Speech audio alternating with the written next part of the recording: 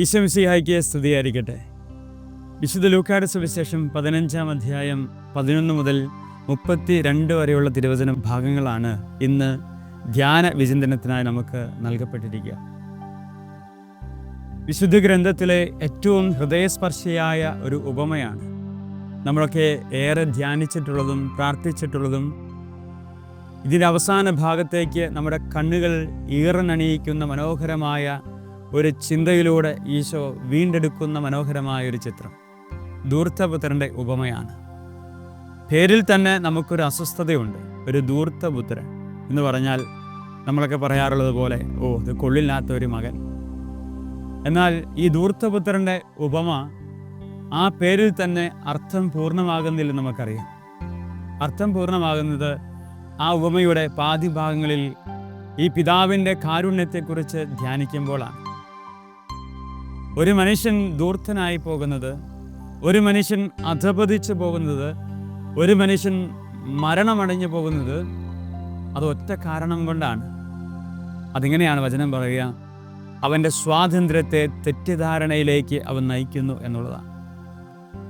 നമ്മുടെയൊക്കെ കുടുംബങ്ങളുടെ അധപതനങ്ങളും അത് തന്നെയാണ്. എന്താണ് സ്വാതന്ത്ര്യമെന്ന് നമ്മൾ തിരിച്ചറിയണം. ഒരപ്പന് മക്കളോടുള്ള സ്വാതന്ത്ര്യം, ജീവിത പങ്കാളിമാർക്ക് പരസ്പരമുള്ള സ്വാതന്ത്ര്യം, മക്കൾക്ക് മാതാപിതാക്കളോടുള്ള സ്വാതന്ത്ര്യം, കൂടപ്പിറപ്പുകളോടുള്ള സ്വാതന്ത്ര്യം, ഇതിനൊക്കെ നമ്മൾ തെറ്റിദ്ധരിച്ച് വെച്ചിരിക്കുക. അപ്പോൾ നമ്മൾ ചോദിക്കുക, എന്താ സ്വാതന്ത്ര്യം എന്ന് ചോദിച്ചാൽ ഒറ്റ വാക്കിൽ നമ്മൾ പറയും, അതെനിക്കെല്ലാം ചെയ്യാനുള്ള അവകാശമാണ്. അതിനാൽ തന്നെ തെറ്റായ അർത്ഥമാണ്. സ്വാതന്ത്ര്യം എന്നാൽ എൻ്റെ കൂടെ ജീവിക്കുന്നവർക്ക് ജീവിക്കാനുള്ള ഇടമൊരുക്കി കൊടുക്കുന്നതിൻ്റെ പേരാണത്. അതുകൊണ്ടല്ലേ രാജ്യത്തിന് ഒത്തിരി നിയമങ്ങളുണ്ട്. എന്തിനു വേണ്ടിയാ? നമ്മൾ സ്വതന്ത്രരാണെങ്കിൽ ഒരു നിയമത്തിൻ്റെ ആവശ്യമില്ല. പക്ഷേ നമ്മൾ നിയമ സംവിധാനത്തിന് അടിമപ്പെട്ടവരാണ്. അതിനാൽ തന്നെ നമ്മൾ വിചാരിക്കും നമ്മൾ സ്വതന്ത്രരല്ല. പക്ഷെ എന്തുകൊണ്ടാണ് ആ നിയമ സംവിധാനത്തിലൂടെ നമ്മൾ കടന്നു പോകുന്നത്? ആ നിയമമില്ലെങ്കിൽ നമുക്കാർക്കും ഇവിടെ ജീവിക്കാൻ പറ്റില്ല. നമ്മളെ കൊന്നുകളയും, മറ്റൊരാൾ നമ്മൾ നശിപ്പിച്ച് കളയും. വാഹനങ്ങൾ തോന്നിയത്തോടെ എല്ലാം ഓടിച്ചുകൊണ്ട് നടക്കും. നിയമങ്ങൾ ട്രാഫിക് റൂളുകളൊന്നും നമ്മൾ അനുസരിക്കില്ല. അങ്ങനെ എല്ലാം കൊണ്ടും അസ്വസ്ഥപ്പെട്ട ഒരു സംവിധാനത്തിലായിരിക്കും നമ്മൾ ജീവിക്കുക. അതുകൊണ്ടാണ് രാജ്യത്തിൻ്റെ നിയമങ്ങളിലൂടെ നമ്മൾ ചേർന്ന് ജീവിക്കുക. അല്ലെങ്കിൽ അവന് ശിക്ഷയുണ്ടാകും. എന്താണ്? ജയിൽ ശിക്ഷ, വധശിക്ഷ, അത് പല രീതിയിൽ ശിക്ഷകൾ നീണ്ടുപോകാം. ഇതുപോലെ തന്നെയാണ് ഓരോ കുടുംബത്തിനും നിയമ സംവിധാനങ്ങളുണ്ട്. ഒരപ്പൻ്റെ ഉത്തരവാദിത്തങ്ങൾ, ഒരു അമ്മയുടെ ഉത്തരവാദിത്തങ്ങൾ, മക്കളുടെ മാതാപിതാക്കളുടെ ഉത്തരവാദിത്തങ്ങൾ, അയൽവക്ക ബന്ധങ്ങൾ, ഇതെല്ലാം നിയമ സംവിധാനങ്ങളിലൂടെ കടന്നു പോകുന്നത്. സഭയുടെ പശ്ചാത്തലത്തിലും നിയമ സംവിധാനങ്ങളുണ്ട്. സഭയോട് ചേർന്ന് പ്രവർത്തിക്കണമെങ്കിൽ, ദൈവത്തിൻ്റെ അനുഗ്രഹം ലഭിക്കണമെങ്കിൽ, ദൈവത്തിൻ്റെ ശിക്ഷാ നടപടിക്ക് നമ്മൾ വിധേയരാകാതെ ജീവിക്കണമെങ്കിൽ ആ നിയമ സംവിധാനത്തിലൂടെ നമ്മൾ കടന്നു പോകേണ്ടതുണ്ട്. പ്രിയപ്പെട്ടവരെ, ഇങ്ങനെ ഈ നിയമ സംവിധാനത്തെ, ഒരു അപ്പനും മകനും തമ്മിലുള്ള സ്വാതന്ത്ര്യത്തെ തെറ്റിദ്ധരിച്ചപ്പോഴാണ് അവൻ വീട് വിട്ടിറങ്ങിപ്പോയ ധൂർത്തപുത്രൻ എന്ന നാമം കൊണ്ട് വിശേഷിപ്പിക്കപ്പെട്ടത്. നമ്മളൊക്കെ പലപ്പോഴും അങ്ങനെയാണ്. മാതാപിതാക്കൾക്ക് വിധേയരായി നമ്മൾ ജീവിക്കുന്നില്ലെങ്കിൽ നമ്മളൊക്കെ ധൂർത്തപുത്രരാണ്. എന്നിട്ട് പറയാം, വിദൂരങ്ങളിലേക്ക് പോയെന്ന് പറയാം. എവിടെ? വിദൂരത്തേക്കൊന്നും പോയിട്ടില്ല. വിദൂരം എന്ന് പറഞ്ഞാൽ ഈ നിയമ സംവിധാനത്തെ അംഗീകരിക്കാതെ ജീവിക്കുന്ന ഒരു ജീവിത അന്തസ്സാണ്. അപ്പനോടും അമ്മയോടും മിണ്ടാതെ ജീവിക്കുക, ജീവിത പങ്കാളിമാർ പരസ്പരം മിണ്ടാതെ കലഹിച്ച് ജീവിക്കുക, മാതാപിതാക്കളെ പുറത്താക്കിയിട്ട് ജീവിക്കുക, മക്കളെ പുറത്താക്കിയിട്ട് ജീവിക്കുക. ഇതൊക്കെ ഒരു അകലമാണ്, ഹൃദയത്തിൻ്റെ അകലമാണ്.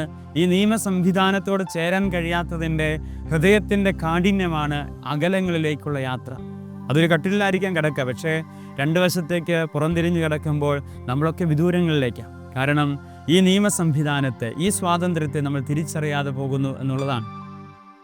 അങ്ങനെയാണ് ഇവൻ ദൂരങ്ങളിലേക്ക് പോയത്, വിദൂരങ്ങളിലേക്ക്. അവിടെ സേഫാണ് അല്ലേ? അവൻ വിചാരിച്ചു, എനിക്കെല്ലാം ഉണ്ട്, സ്വാതന്ത്ര്യം, സന്തോഷം, സമാധാനം, സമൃദ്ധി, സമ്പത്ത്, സൗന്ദര്യം, ആൾബന്ധങ്ങൾ എല്ലാം ഉണ്ട്. അവനങ്ങനെ സമൃദ്ധിയിൽ ജീവിക്കുകയാണ്. പൊടുന്നനെ അവൻ്റെ സമൃദ്ധിയെല്ലാം നഷ്ടപ്പെട്ട് എല്ലാം ഒറ്റപ്പെട്ട ഒരു അന്തസ്സിലേക്ക് പോവുകയാണ്. സൗന്ദര്യം നഷ്ടപ്പെട്ടു, ആരോഗ്യം നഷ്ടപ്പെട്ടു, ബന്ധങ്ങൾ നഷ്ടപ്പെട്ടു, ഭക്ഷണം നഷ്ടപ്പെട്ടു, എല്ലാം നഷ്ടപ്പെട്ട് ഒരു വലിയ അധപതനത്തിലേക്ക് ഈ മനുഷ്യൻ ചെന്നെത്തുകയാണ്. അവിടെ ഇങ്ങനെ അലഞ്ഞു തിരിഞ്ഞ് നടക്കുന്നൊരവസ്ഥ അല്ലേ? നമ്മുടെയൊക്കെ ജീവിതത്തിൽ സംഭവിച്ചുകൊണ്ടിരിക്കുന്നതാണ്. നമ്മളിങ്ങനെ അകലങ്ങളിലേക്ക് പോയി കഴിയുമ്പോൾ നമ്മൾ വിചാരിക്കും സേഫാണ്. ഇപ്പം എന്ത് സമാധാനത്തോടെ ഇന്ന് രാത്രി എനിക്ക് ഉറങ്ങാൻ പറ്റും മിണ്ടാതെ കിടക്കുമ്പോൾ. അല്ലെ അപ്പനെ അമ്മയൊക്കെ പുറത്താക്കും, മക്കളെ പുറത്താക്കി, ജീവിത പങ്കാളി പുറത്താക്കി നമ്മൾ സ്വസ്ഥപ്പെട്ട് കിടക്കുമ്പോൾ എന്തൊരു സമാധാന, സന്തോഷമാണ്. പക്ഷേ ഈ സമാധാനത്തിനും സന്തോഷത്തിനും ആയുസ് അധികമില്ല നമുക്കറിയാം. പിന്നീട് വലിയൊരു നിരാശയിലേക്കാണ് നമ്മളത് കൊണ്ടെത്തിക്കുക, വലിയൊരു തകർച്ചയിലേക്കാണ്, കുടുംബ ബന്ധങ്ങളുടെ ദൈവാനുഗ്രഹത്തിൻ്റെ ഒരു തകർച്ചയിലേക്കാണ് ഈ സമാധാനം ഞങ്ങളെല്ലാം നമ്മളെ കൊണ്ടെത്തുക. നമ്മൾ കണ്ടുപിട്ടിയ കൂട്ടുകാരെല്ലാം ഒരു നാൾ നമ്മൾ ഉപേക്ഷിച്ച് പോകും. നമ്മൾ പ്രിയപ്പെട്ടതെന്ന് ചേർത്ത് പിടിച്ചെല്ലാം നമ്മൾ വിട്ടുപോകും.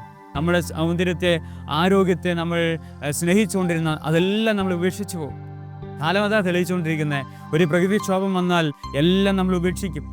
ഒരു മാരകമായ രോഗം വന്നാൽ എല്ലാം നമ്മൾ ശരീരത്തെയും ജീവിതത്തെ ഉപേക്ഷിച്ച് പോകും. ഓക്കെ, അങ്ങനെയെങ്കിൽ നമ്മൾ കണ്ടെത്തുന്ന സമ്പത്തുകൾ, നമ്മൾ കണ്ടെത്തുന്ന ബന്ധങ്ങൾ, അത് എങ്ങനെയുള്ളതാണ്, ഏത് സ്വാതന്ത്ര്യത്തിൽ പെടുന്നതാണ് എന്നും നമ്മൾ ചിന്തിക്കേണ്ടതുണ്ട് പ്രിയപ്പെട്ടവരെ. ഇന്ന് ഈശോ പറയുന്ന മനോഹരമായ ചിന്ത അതാണ്. ഒടുവിലായി അവൻ പന്നികൾ തിന്നുന്ന തവിടെങ്കിലും കൊണ്ട് ജീവിതം പൂർത്തിയാക്കാൻ ആഗ്രഹിച്ചു. അതും അവന് സാധിച്ചു. അവിടെ അവന് പരാജയമായിരുന്നു. മനുഷ്യനും മൃഗവും എല്ലാം ഒരുപോലെ തള്ളിക്കളഞ്ഞ ഒരു അധപതിച്ച മകനായിട്ട് സുവിശേഷം അവനെ രൂപപ്പെടുത്തുകയാണ്. കാരണം ഒന്നേ ഉള്ളൂ, സ്വാതന്ത്ര്യത്തെ തെറ്റിദ്ധരിച്ചു. എന്നിട്ട് അവൻ പയ്യെ തിരിച്ചു വരികയാണ്. എങ്ങോട്ടാണ്? അപ്പൻ്റെ വീട്ടിലേക്ക്. ഇനിയാണ് വചനത്തിൻ്റെ സൗന്ദര്യം ഒളിഞ്ഞിരിക്കുക. എന്തൊരു മനോഹരമായ ഒരു വചനഭാഗമാണെന്നറിയാവോ? നോക്കിയേ, അവനിങ്ങനെ തിരിച്ചു വരാൻ നേരത്ത് അവനെ വചനം എങ്ങനെ എഴുതി വെച്ചു? അവന് സുബോധം വന്നു. എന്താണ് അവൻ തിരിച്ചറിഞ്ഞതാണ്? ഞാൻ എൻ്റെ അപ്പൻ്റെ വീട്ടിൽ എന്തൊരു സുരക്ഷിതനായിരുന്നു. അപ്പൻ പണിയെടുക്കാൻ പറയുമ്പോൾ ഞാൻ പണിയെടുത്തിരുന്നു. അപ്പൻ എനിക്ക് ഭക്ഷണം തന്നിരുന്നു. ഞാൻ അനുവാദത്തോട് മാത്രം ഞാൻ പുറത്ത് യാത്ര ചെയ്തിരുന്നു. അപ്പൻ എനിക്ക് വേണ്ടതെല്ലാം നൽകിയിരുന്നു. ഇതെല്ലാം ഒരു കെട്ടുവട്ടത്തിൻ്റെ ഉള്ളിലാണെങ്കിലും ഞാൻ എന്ത് സൗഭാഗ്യമുള്ളവനായിരുന്നു. എനിക്കൊന്നിനും കുറവില്ലായിരുന്നു. ഒരു പോരായ്മ എനിക്കില്ലായിരുന്നു. എന്നെ തിരുത്തേണ്ടടുത്ത് അപ്പൻ തിരുത്തി, എന്നെ വളർത്തേണ്ടടുത്ത് അപ്പൻ വളർത്തി. ഞാൻ അങ്ങനെ സമൃദ്ധിയിലാണ് ജീവിച്ചിരുന്നത് എന്ന് തിരിച്ചറിഞ്ഞ ഒരു മകനെ വചനം വിശേഷിപ്പിക്കുകയാണ്. അവന് സുബോധമുണ്ടായിരുന്നു. അവന് സുബോധം തിരിച്ചു വന്നു. ഓക്കെ, അപ്പൻ്റെ യഥാർത്ഥ സ്വാതന്ത്ര്യം. അപ്പൻ ശിക്ഷിക്കേണ്ടവനാണ്, അപ്പൻ തിരുത്തേണ്ടവനാണ്, അപ്പൻ ആവശ്യമുള്ള മാത്രം അനുവദിക്കേണ്ടവനാണ്, അപ്പൻ പണിയെടുപ്പിക്കേണ്ടവനാണ്, അപ്പൻ ശിക്ഷണങ്ങൾ നൽകേണ്ടവനാണ് എന്ന് തിരിച്ചറിഞ്ഞ ഒരു മകനെയാണ് സുവിശേഷം വിശേഷിപ്പിക്കുക. എന്ത്? അവന് സുബോധമുണ്ടായിരുന്നു എന്നുള്ളത്. അപ്പോഴാണ് അവന് സുബോധമുണ്ടായത്. കണ്ടോ, ഇതാണ് സ്വാതന്ത്ര്യം എന്ന് പറഞ്ഞാൽ. എനിക്കെല്ലാം ചെയ്യാനുള്ള അവകാശമല്ല.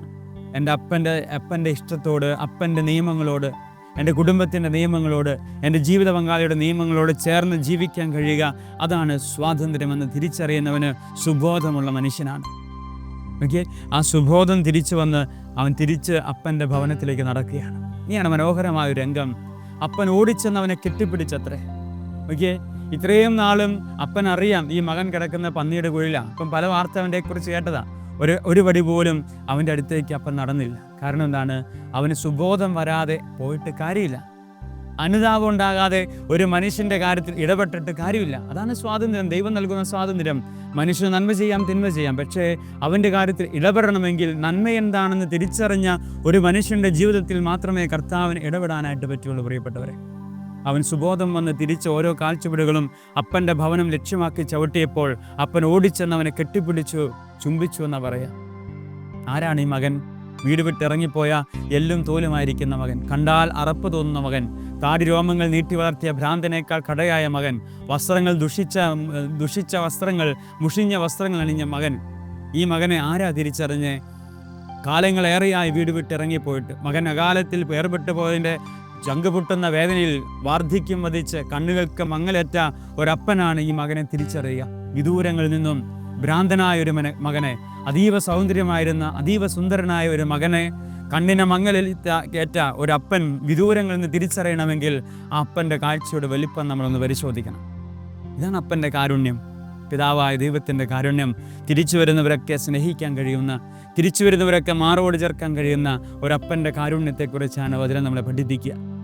എന്നിട്ടോ ഈ അപ്പൻ അവനെ ചേർത്ത് പിടിച്ചു, മനോഹരമായി അവന് വേണ്ടി ഭക്ഷണങ്ങൾ ഒരുക്കി, അവന് വേണ്ടി വിരുന്നൊരുക്കി, അവനെ മാറോട് ചേർത്ത് വെച്ച് വീണ്ടും ദൈവോത്തര സ്ഥാനത്തേക്ക് ഉയർത്തുന്ന ഒരപ്പൻ്റെ ചിത്രം കണ്ടോ. സ്വാതന്ത്ര്യത്തെ തിരിച്ചറിയുന്നവനെ വീണ്ടും വീണ്ടും സ്നേഹിക്കുന്ന കരുണയുടെ ഒരപ്പൻ്റെ ടിസ്റ്റാണ് ഈ ധൂർത്തപുത്രൻ്റെ അർത്ഥം പൂർണ്ണമാക്കുന്ന വലിപ്പം എന്ന് പറയാം.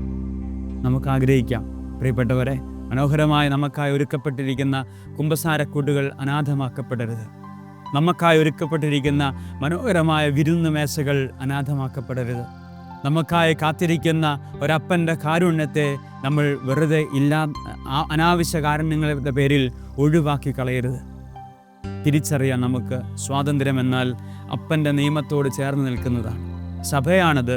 അപ്പൻ കൊടുത്തിരിക്കുന്ന വലിയ നിയമ സംവിധാനം അത് സഭയാണ്, വിശുദ്ധ കുർബാനയാണ്, കുമ്പസാരമാണ്, കൂദാശകളാണ്, കുടുംബ പ്രാർത്ഥനയാണ്.